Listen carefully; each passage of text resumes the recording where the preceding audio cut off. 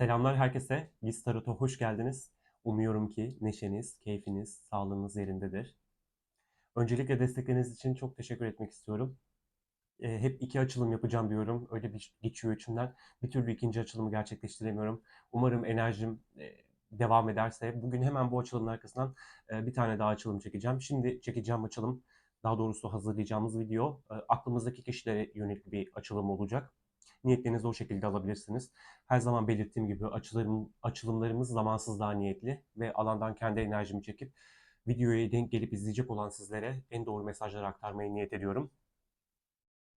Bakalım 3 kart, 4 kart alacağım. Yani bu kısım daha geçmiş olacak. O yüzden şimdi geçmiş sürecinizle ilgili bir okuma gerçekleştirmeyeceğim. Sürecinizle alakalı. Niyet ettiğiniz kişiye bakalım önce. Niyet ettiğiniz kişinin gündeminde ne var şu an? Nelerle uğraşıyor?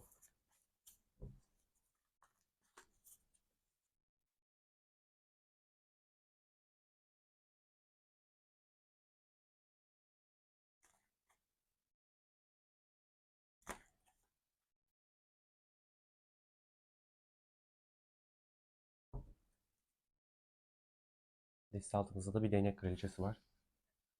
Hemen yardımcı desteğiyle ilerlemek istiyorum. Hangi desteği kullansam? Şuradan alalım.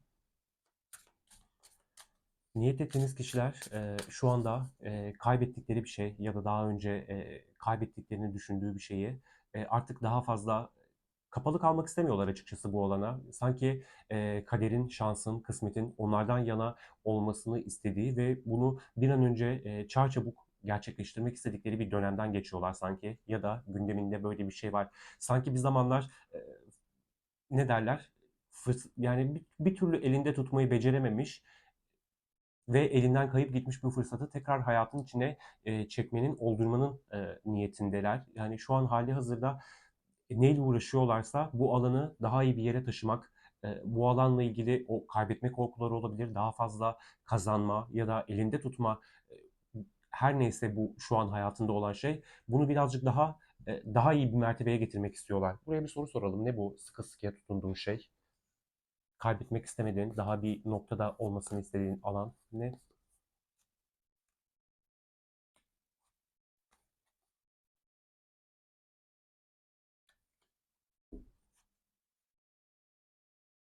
Bakın bir başlangıç olabilir.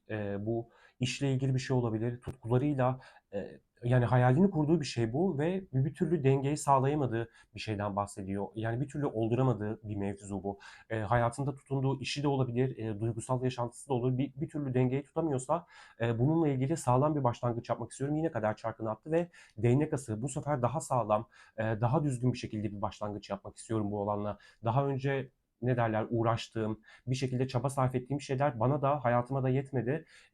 Kaybetmekten başka bir seçeneğim yoktu gibi bir cevap verdi burada açıkçası. Yani hali hazırda ilerlediği süreç neyse o bir türlü ona keyif vermiyor ve bu alanı daha iyi bir noktaya taşımak istiyor. Ve bununla ilgili yani korkunç demeyeyim ama tutkulu bir şey hissediyor. Başlatma girişimi potansiyeli hissediyor içinde.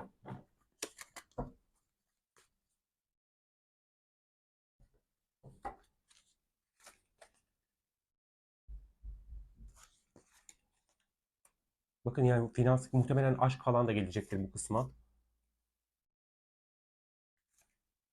Evet ki ikiz alev geldi.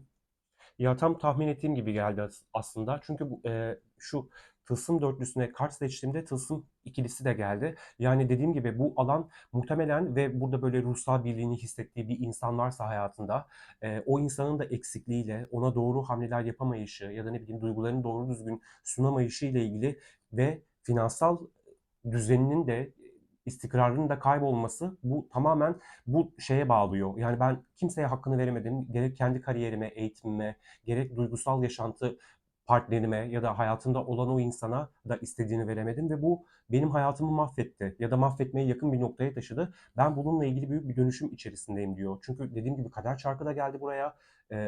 Tılsım dörtlüsüne soru sorduğum zaman oraya da geldi ve tam üzerine dönüşüm kartı geldi. Tam da dediğim gibi çok doğru bir enerji okuyoruz. Bu alanı değiştirmek istiyor komple. Ve muhtemelen ikiz alev bağlantılı ruhsal birlik olan bir açılım olacak. Çünkü dediğim gibi aşkla ilgili bir şey geliyor.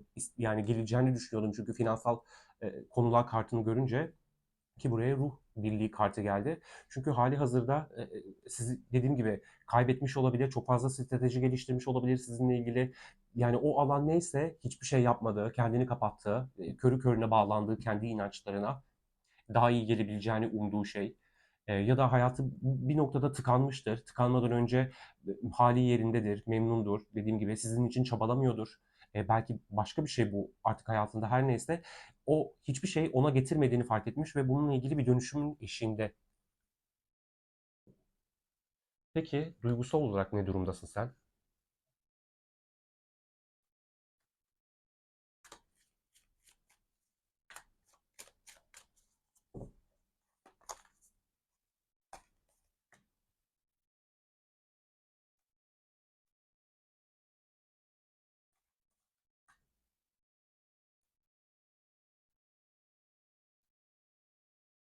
Duygusal olarak hala bir belirsizlik hali hakim kendi hayatında. Bir şekilde hakkın, adaletin ne olduğunu anladığı bir süreçten geçiyor olabilir ya da bunların üzerine kafa yorduğu bir süreç olabilir. Ama yani bunları çevresindeki insanlara hızlı bir şekilde göstermekten ziyade şu an kendi alanını koruduğu ve ilk önce belki fikirlerinin kafasında iyice sabitleşmesini beklediği bir süreçten geçiyor olabilir. Çünkü bir şeyleri yapma potansiyelini artık içinde hissediyor. Bakın değnek kralı olarak vermişti burada kendine. Destenin altında da bir imparator kartı var. Yani şu an tamamen bir idrak sürecinde. Belki bunları hali hazırda idrak etti ama artık o bulunduğu alan neyse şu an biraz orada kendini yorgun hissediyor. Evet, tam da dönüşüm kartının üzerine bir değnek dokuzlusu geldi. Dönüşümler sancılıdır ve sanırım şu an hayatında öyle bir noktadan geçiyor. Yani dediğim gibi bu finansal sıkıntı konular üzerine de bir tılsım altılısı geldi ve bu olan onu sıkıştırıyor olabilir. Bir türlü netleşemiyor olabilir bununla ilgili. Nasıl yapacağını konusunda işsel anlamda kafası karışık olabilir. Yani burada duygularından soruyorum ama burada şey de diyor olabilir. Hali hazırda benim haksızlık yaptığım bir insan vardı. Şu an bu belirsizlikleri, bu duyguları sorguluyorum. Bakın gözleri kapalı, ikisinde de gözleri kapalı. Bir şu iki kartta gözleri açık. Sanki şu an yaptığı haksızlıkların, o belirsiz bıraktığı durumların belki kendi hayatındaki yansımasını inceliyor, düşünüyor olabilir. Destek alalım buraya. Duygusal olarak ne durumdasın kendi hayatında? Tam da kılıç ikisi üzerine kararsızlık kartı geldi.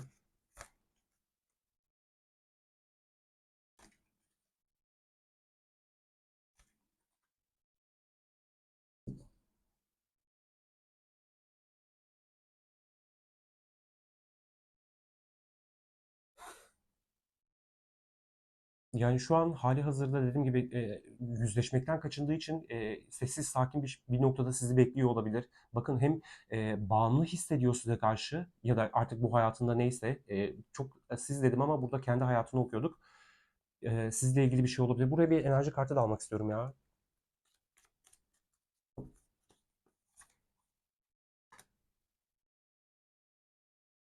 O kadar kader çarkını boşu boşuna görmemişiz. Kişi şu an bağlanma arzusu içerisinde olabilir. Sevgiyi hissetmek istiyor olabilir ve sanki şansının dönmesini ve daha ileriye ilerlemek istediği bir noktadan geçiyor açıkçası duygusal olarak. Yüzleşmekten kaçındığı bir insan var burada anlatılan. Çünkü değnek dokuzlusunda geri durmak vardır. Olayları yorgun, belki argın bir şekilde uzaktan gözlemlemek vardır. Bu insanla ilgili bir şansının kısmetinin tekrar dönmesini, parlamasını istiyor olabilir. Nasıl yapacağını henüz kestiremiyor olabilir.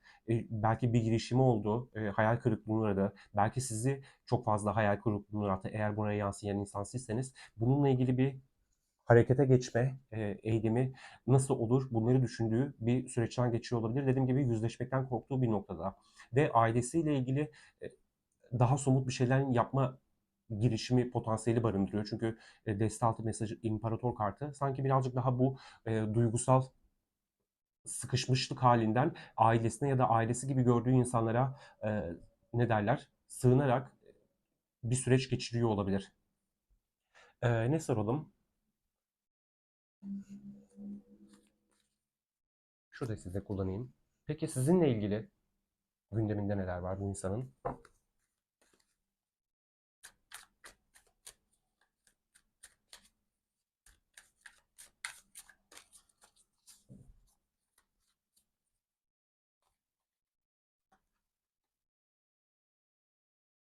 Desteği ters tutmuşum.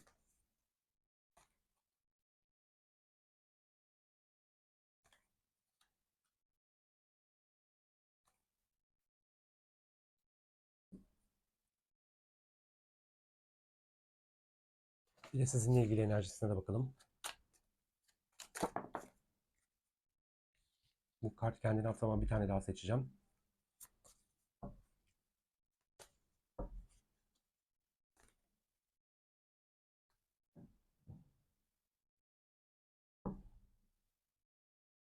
Bakın burada çok enteresan kartlar geldi. Uranüs kartı da geldi. Özgürlük sevgisi, kendi yoluna gitmek, hafif gerginlik, abartma eğilimi, tutarsızlık.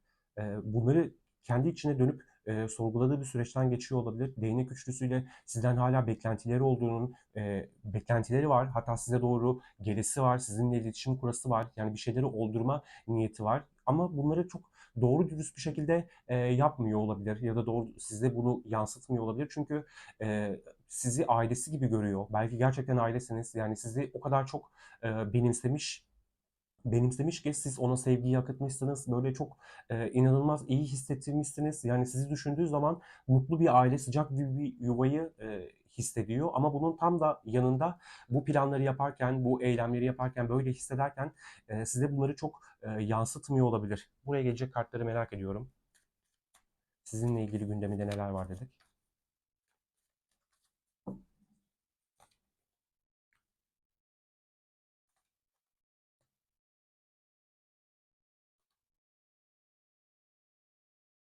Yılan kartının açıkçası bekliyordum kılıç yedilisi üzerine gelmesini.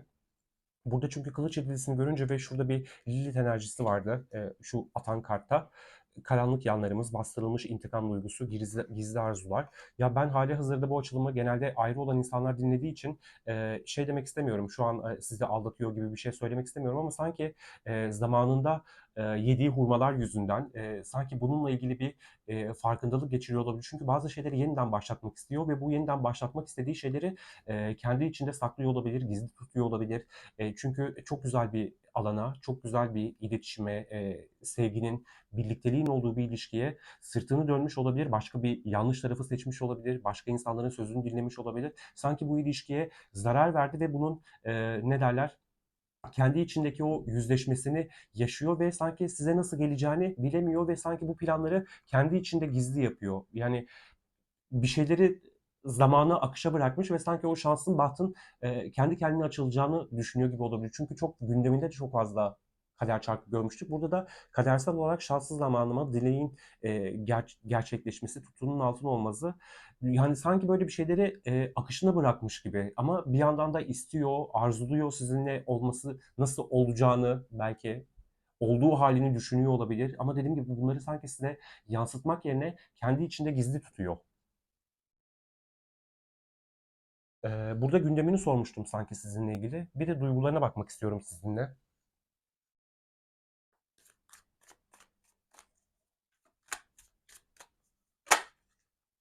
Size karşı ne hissediyor peki?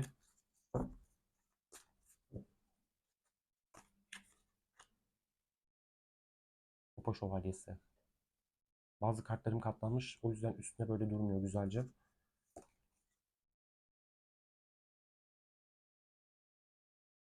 Bakın yine aynı kart geldi ya. Kılıç yedilisi. Burada para kraliçesi. Hatta az önce de kupa kraliçesi. Bakın çok fazla zaman girmiş olabilir araya. Bazı girişimlerde bulunmuştur. Bu girişimleriniz de istediği gibi sonuçlanmamıştır. Bundan bahsediyor olabilir. Ama yani burada çok ağırlıklı olarak size yanlış yaptığının farkına varan bir insan var. Ama bunu size doğru düzgün söylemek yerine kendince yollar arayan bir insan. Dediğim gibi adım almış olabilirsiniz, eylem almış olabilirsiniz. Hali hazırda bunları bir geçmiş süreçte de düşünüyordur. Ama biraz böyle yalnız ve içe kapandığı bir dönemden geçiyor. Bunu size asla yansıtmıyor olabilir çünkü sizi çok sağlam, kendinden çok emin bir yerde görüyor. Yani size karşı duyguları kabarmış bu insanın ve yanlış yaptığının çok farkında ve çok bilincinde bir insan var. Bakın yani tam da Aziz diyorum, affedersiniz. Ermiş kartının üzerine söylenmemiş aşk kartı geldi. Yani dediğim gibi kendi içinde büyük büyük mücadeleler veriyor ve siz bunu muhtemelen görmüyorsunuz. Çünkü burada kılıç yedilisi var. Tek başına senin için mücadele ediyor ama reddedilme korkusundan dolayı aşkını ifade edemiyor. Çünkü yani sıkıntılı durumlar, zor birliktelik. Yani size öyle garip garip şeyler yaşatmıştır ki ve bunları şu an kendi içinde yaşıyor. Ermiş kartında kendi içine dönmek vardır. Doğrunun, yanlışın ne olduğunu bilmek vardır. Hatta dünyadaki insanlardan, dünyevi zevklerden uzaklaşıp kendi iç sesini dinlemen ve kendinle baş başa kalma vardır. Sanki şu an böyle bir süreçten geçiyor bu insan.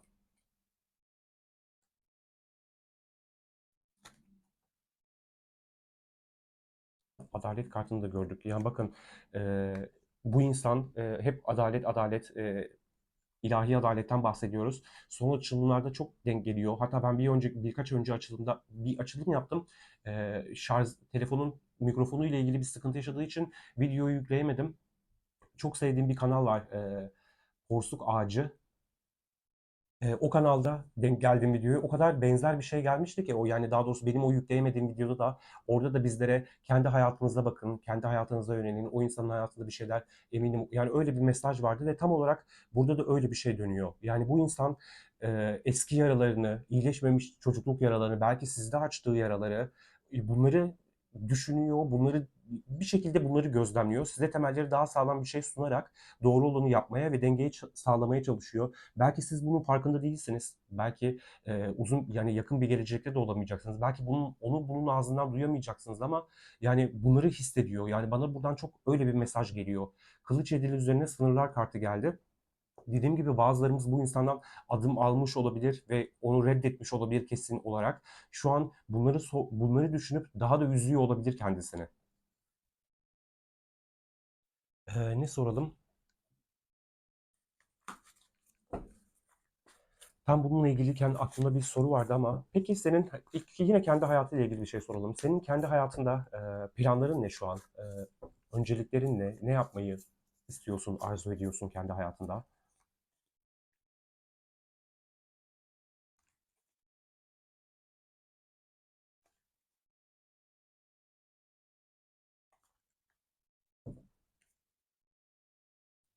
Bakın yani çok müthiş bir beklenmedik bir şey olmuş hayatında geçmiş dönemine. Gerçi o belki biliyordu bunu. E, Yani hiç tahmin edemeyeceği bir anda öyle bir şey olmuş ki ve sanki bir birlikteliği, bu mutlu bir birliktelik zarar görmüş olabilir. Almadığı sorumluluklar olmuş olabilir. Ya da şu an şey diyor, benim hayatımda öyle bir yıkım yaşandı ki, öyle bir kaotik durumdan geçtim ki şu an istediğim, arzu ettiğim şey hayalini kurduğum birliktelik ve bu birliktelikle ilgili bütün sorumlulukları almak. Yani bu ilişkiyi tekrar oldurmak istiyorum. Çünkü benim için de büyük bir kayıptı. Yani şu an idrak ediyor olabilir çünkü Kılıç Prensi kartımız da geçmişe bakıyor. Sanki bunları sorguluyor ve o sorumlulukları almaya hazır bir hali var. İşiyle ilgili de istediği gibi gitmiyordur ve bunları da iyileştirmek istediğinden de bahsediyor olabilir. Ama tam burada kule kartının yanına değnek dörtlüsü, sanki böyle bir zamanlar çok mutlu olduğu bir insanla e, gerçekleşen o inanılmaz ayrılık, beklenmedik bir şekilde bir ilişkinin sonlanması, sistemin temizlemesi, sistemin müdahalesi, sanki buna kafayı takmış ve bununla ilgili sorumluluk almak istediği bir süreçten geçiyor. Kılıç Kralımız da burada hemen merhaba diyor ve bununla ilgili acayip kafa patlatıyor, acayip kafa yoruyor. Bakın yani dediğim gibi büyük hayalleri, büyük umutları var. Bu kaotik durumu, bitmiş durumu, küllerinden yeniden doğurmakla ilgili. Bak, kader çarkının olduğu kısma ilahi zamanlama. Ve astrolojik olarak da gerçekten inanılmaz zamanlardan geçiyoruz. Bunu yani çok değerli astrologlar çok söylüyor.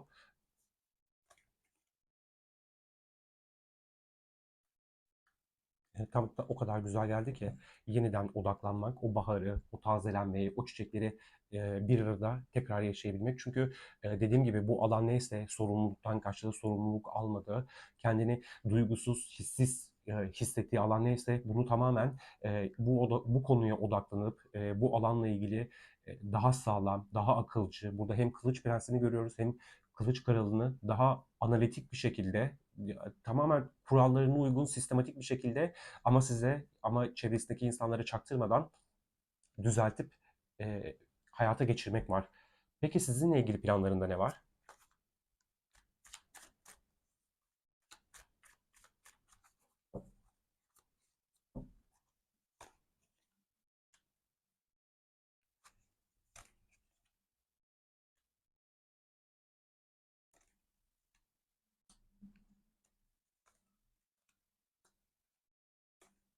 Hı hı, tabii ki.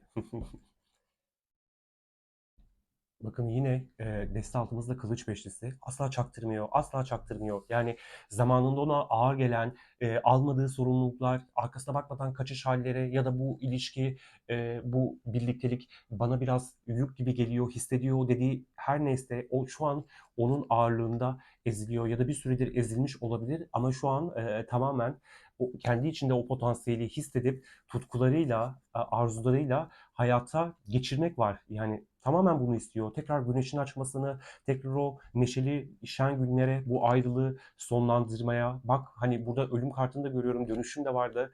Bazı şeyler bitti, dönüştü. Yani sana sevgimi sunmaya hazırım diyen bir insan var. Destek almak istiyorum buraya.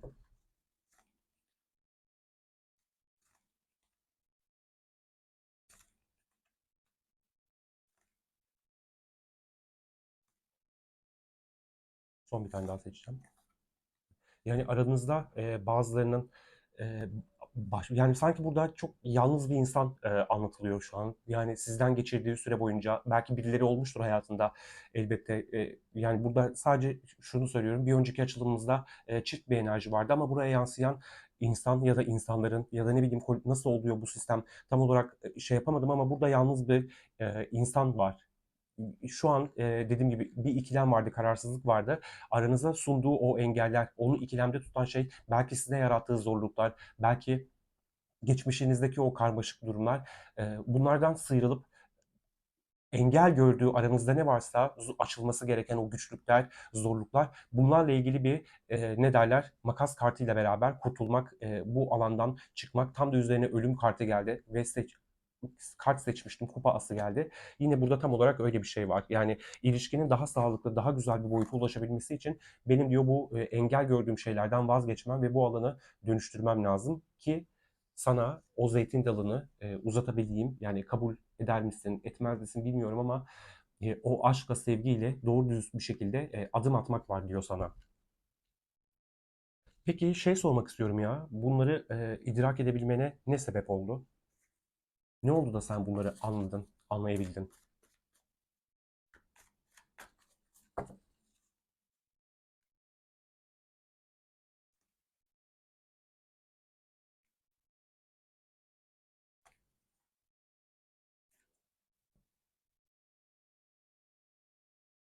Bir umut daha iyi olabileceğini düşündüğü o alan neyse e, patlamış, elinde patlamış, korkularıyla yüzleşmiş. Belki dediğim gibi bunun bir türlü yaşanması gerekiyordu. Bunları tecrübe etmesi, deneyimlemesi gerekiyordu ama sanki işler istediği gibi gitmemiş ya. Yani uğraşıp düzeltmek istedim. Belki daha iyi bir noktaya getirebilmek istedim kendimi. Duygusal olarak belki mali açıdan artık nasıl bir alanı, nasıl bir şeyi tercih ettiyse ona keyiften çok ne derler zorluk getirmiş. Korkularıyla yüzleşmiş, dediğim gibi düşmanlık bile görmüş olabilir. Yani o huzursuzluğu deneyimlemiş kendi hayatında. Destek almak istiyorum buraya.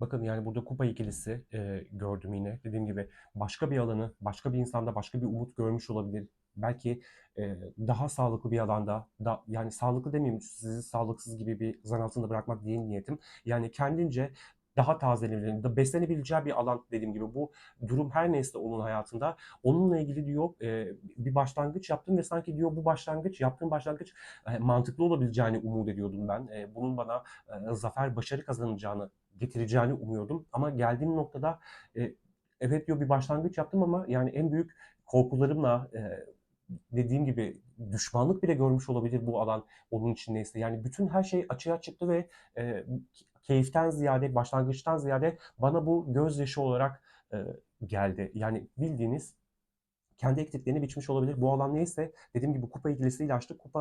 Kupa diyorum. Kılıç üçlüsüyle durumu kapattık. Bir arkadaşlarıyla bir ortaklaşa bir iş mi yaptı? Yani ne bileyim ne yaptıysa sanki elinde patlamış ve e, kılıç üçlüsü ya. Daha ne diyebilirim ki? Yani bir umut. gerçekleşsin istedim ama hali hazırda aldatıldım, kandırıldım, kedere düştüm bir noktası var. Peki sizinle ilgili şeyini sorduk gerçi. Buraya bir tane daha destek almak istiyorum ya. Buna ne sebep oldu? Bak yani umut kartının üzerine umut kartı geliyor yıldız kartının üzerine.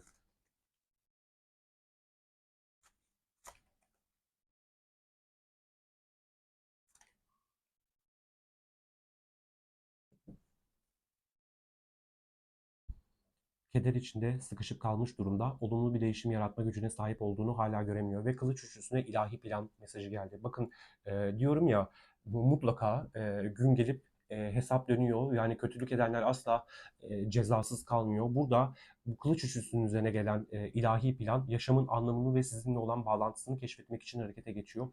Muhtemelen ilahi adalet tıkır tıkır işledi. Belki hızlı bir şekilde işledi. Belki bazılarınızın aklındaki o insanla süreç hala bu şekilde devam ediyor olabilir ama burada en yakın süreçte işlemediyse bile işleyecek olanlar var ve bazıları bunu gerçi burada neyi anlamıştın, nasıl anladın diye sorduğumuzda burada ben böyle bir tecrübeyi deneyimledim, böyle bir acıdan, böyle bir düşmanlıktan deneyimledim bunu hayatında diyen bir insan var. Peki en yakın süreçte daha cümlemiz kılıç yedilisi attı kendini. En yakın süreçte bir adımın, bir mesajın, eylemin olacak mı?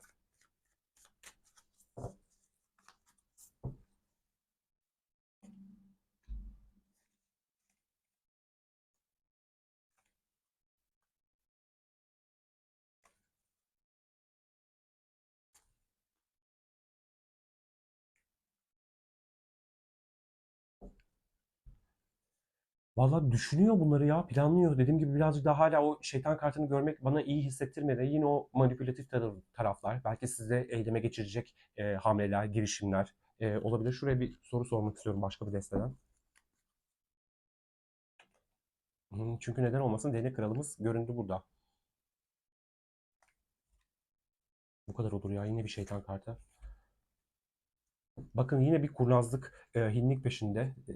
Sizi sanki bu şekilde manipülasyonlarla, manipülatif davranışlarla kendine çekmek niyetinde olan bir insan var. Ama bence sanki siz adımda, eylemde bulunmazsanız bu insan eylemde bulunacak olabilir. Yani şu an şey kafasında hala, aramızda türlü türlü zorluklar var. Ben bunları e, gerçekleştirip duygularımı sunmak istiyorum. Hadi duygu belki çok iddialı olabilir ama duygusal bir başlangıç, ne bileyim bir mesaj, böyle eski günlerden biraz bahsetmek, böyle bir şey olabilir ama şey görmekten korkuyor size, ne derler, bir karşılık, onunla mücadele eder misiniz? Ona çok res çeker misiniz? Uğraştırır mısınız? Bundan endişe ediyor ve dediğim gibi bazılarımızın arasında uzak mesafeye ya da ne bileyim bir yol mesafesi vardır. Bunları birazcık daha şu an sorun ettiği olabilir. Hala bunları düşünüyor olabilir. Ya da uzak mesafeniz vardır ya da bir mesafe, bir araba mesafeniz vardır aranızda. Yanınıza gelmek istiyor olabilir. Ya buna da soracağım. Buradan neden peki kılıç sekizisini görüyoruz?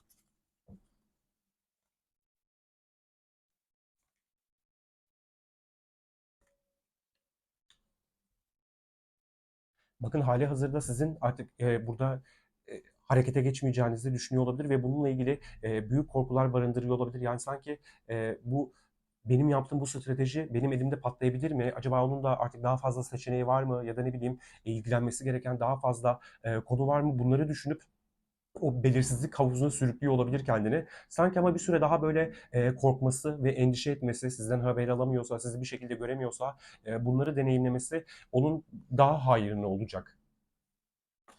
Öyle mi? Yani evet dedi ama bir tane daha seçmek istiyorum. Evet, kesinlikle öyle. Sanki siz de onun zamanı bırakır, siz de onunla ilgili hiç uğraşmazsanız, belki bir süre daha böyle bir sessizlik durumu gerçekleşirse artık diyor kaçınılmaz bir şekilde benim harekete geçmem, benim bir eylemde bulunmam gerekecek. Yoksa aman Allah'ım o elden gidiyor mu gibi bir düşünceye kapılacak olabilir ve hiç anlamadığınız bir anda ansızın bir şekilde bir mesaj, bir arama öyle bir şeyle hayatınıza gelecek olabilir.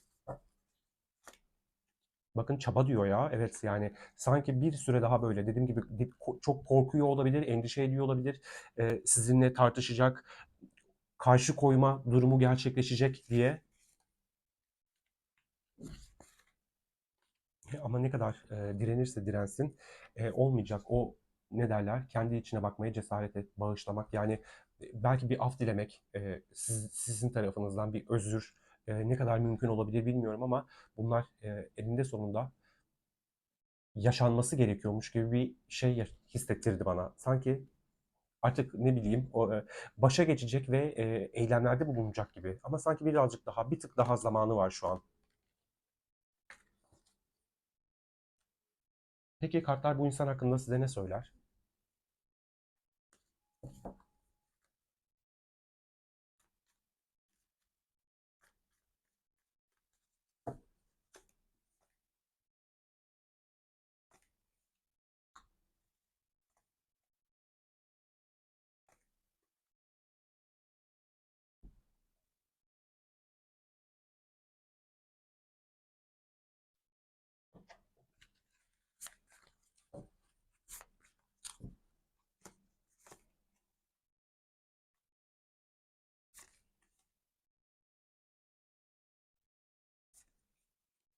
Daha ne desin kartlar ya? O kadar güzel geldi ki lütfen yani süreç çok ağır işliyor olabilir. Çünkü en başta geri dönecek olursak bir ikizler ev ruh birliğinden bahsediyoruz. Herkesin hayatında böyle olmayacaktır eminim. Hani belki kartın vermek istediği mesaj çok ağır, çok zorlu bir ilişki bu. Belki yani birçoğunuzda da böyle bir birlik, beraberlik duygusu vardır. Ama lütfen diyor ki kartlar, korkun yani o şu an seninle ilgili korkularıyla yüzleşiyor. Belki dediğim gibi artık eskisi gibi değilsiniz. Başka alanlara, başka durumlara, belki hayatınızı iyileşecek o durum her neyse ona yoğunlaştınız, onunla ilgileniyorsunuz. Lütfen böyle bununla ilgilenmeye devam edin. Çünkü eninde sonunda yani o büyük ay kartının üzerine ay kartı geldi ya. Yani ve yanında mahkeme kartı var. Bu bir süre önce başlamış olabilir yüzleşmek, yani yaşadığı şeyleri anlamlandırmaya çalışmak ve sizin de geldiğiniz noktada zorlu bir süreçten geçiyorsunuz. Çünkü eskiden bir aradaydınız, ne bileyim güzel anlar yaşıyordunuz ve şu an bunlardan uzak duruyorsunuz, uzaktasınız. O duygusal ağırlığı, yoğunluğu hissediyorsunuz. Ama lütfen kartlar diyor ki size hareket etmeyin. Yani bu savaşı kazanabilirsiniz. Yani strateji yapın demiyorum size. Ama lütfen bırakın o korkularıyla yüzleşsin. Neyin hayatta önemli olduğunu, kıymetli olduğunu idrak edebilsin. E, Bu hayatta yaptığı o yanlışları, öğrendiği o şeyler neyse bunları kucaklasın. Çünkü anlaması ve idrak etmesi gerekiyor. Kart da size diyor ki yani tam sizin olduğu haneye geliyor. Bu savaşı kazanabilirsin diyor. Lütfen kendi alanın neyse uğraşmaktan memnun olduğun, kendini iyi hissettin. Bu alanla girişimlerini, çabalarını harcamaya devam et. Çünkü yani sen ödüllendirileceksin. Giden şey geri geliyor diyor kart. Valla çok inanılmaz bir açılımdı. Bana çok öyle bir hissettirdi kendini. Şöyle son bir tane de şu desteden almak istiyorum. Size gelsin. Ne bilmeniz gerekiyor?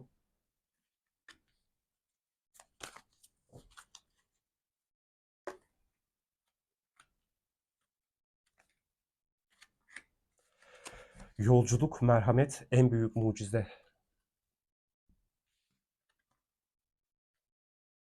Valla bu yolculuk bana bir yerden bir yere e, ne derler ziyaretten böyle bir şey de olabilir elbette. Bir yolculuk anında bir aydınlanma yaşayacak olabilirsiniz ya da bir yolculuk halindeyken zaten birçok şeyi düşündünüz, ettiniz, kafanızda kurulanız, belki hali hazırda hala yaşadığınız bir yolculuk. Zaten hayat bir yolculuk. Bunları düşünüyor olabilirsiniz. Merhamet kartı geldi. Bilmiyorum artık merhamet edeceğiniz deneyimler mi yaşayacaksınız? Belki bu alanlarla ilgili sınavınız olacaktır. Belki yani size öyle bir merhametsizlik edilmiştir ki e, bununla ilgili bir değişim, dönüşüm olacaktır hayatınızda ve lütfen dualarınızda, isteklerinize, niyetlerinize dikkat edin. Çünkü gerçi dikkat edin demeyeceğim. En büyük mucize gerçekleşiyor. Muhtemelen sizin çok istediğiniz, arzu ettiğiniz bir şey bu. Ya, içinizi ferah tutun.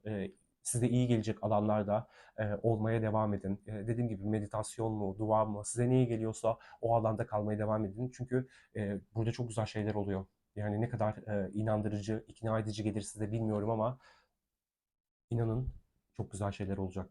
Bakın dediğim gibi yine bir şey var. Sizin hiçbir şey yapmanıza gerek yok.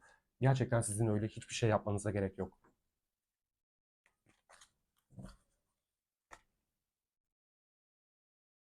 Gerçeklik algısını alt üst eden, kendisini güçsüz ve kapana kısılmış hissetmesine neden olan bir şey gördü.